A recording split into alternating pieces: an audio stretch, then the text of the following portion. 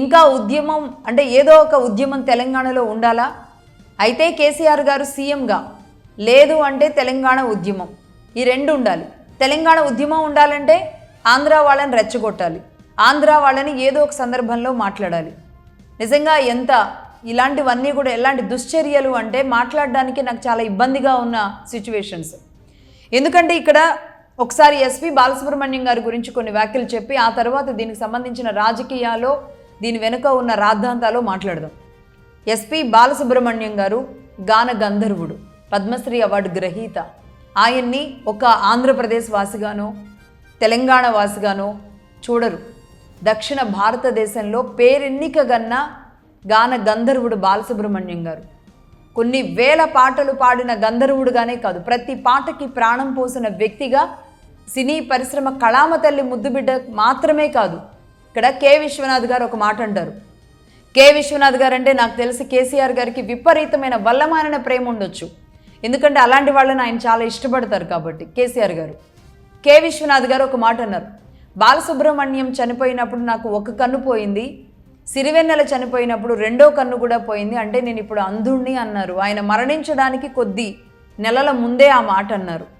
అంటే వీరిని సిరివెన్నెలను కానీ బాలసుబ్రహ్మణ్యం గారిని కానీ కె విశ్వనాథ్ గారు లాంటి వాళ్ళని కానీ జానకి గారు లాంటి వాళ్ళని కానీ ఒక ప్రాంతానికో దీనికో కన్ఫైన్ చేయలేము.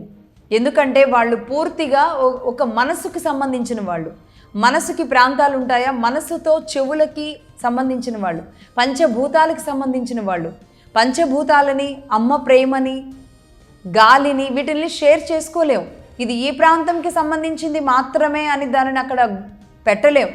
అలాంటి వాళ్ళు కొంతమంది మన తెలుగు కళామ తల్లి ముద్దుబిడ్డలుగా మనందరికీ అద్భుతమైన పాటల్ని వినిపించి మనలో ఎంతో చైతన్యం రగిలించిన ఎంతోమంది ఉన్నారు. తెలంగాణ కవులు, తెలంగాణ ఉద్యమకారులు, విప్లవకారులు ఎంతోమంది ఉన్నారు. ఇది తెలంగాణ ఉద్యమానికి వాళ్ళు ఊపిరిపోశారు.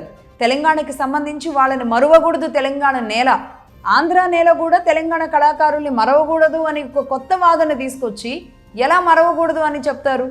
వాళ్ళని అగౌరవపరచకూడదు అంతవరకే, కానీ ఇక్కడ మరవకూడదు, వెళ్ళి ఆంధ్రాలో పెట్టండి అనడం అసలు ఎంతవరకు ఇది వాదం అవుతుంది? ఇది వితండవాదం. ఈ వితండవాదాన్ని కొత్తగా తీసుకురావాల్సిన అవసరం ఎందుకు వచ్చింది? ఈ ముగ్గురు శివతత్వం నుంచి జాలువారిన బిందువులు అని మగధా న్యూస్ నుంచి చాలా స్పష్టంగా చెప్తాను నేను. నిజంగా శివతత్వం నుంచి జాలువారిన బిందువులే సిరివెన్నెల సీతారామశాస్త్రి గారు, కె విశ్వనాథ్ గారు, ఎస్పీ బాలసుబ్రహ్మణ్యం గారు. వీరు పాడినా, వీరు రాసినా, వీరు చిత్రీకరించిన చిత్రాలు చూస్తే ఇది ఏ ప్రాంతానికి సంబంధించింది కాదు. ప్రాంతానికి అతీతంగా, ప్రాంతానికి పైన బోల్డ్గా ఆలోచించగలిగిన వాళ్ళ మనసుకి మాత్రమే తాకుతుంది.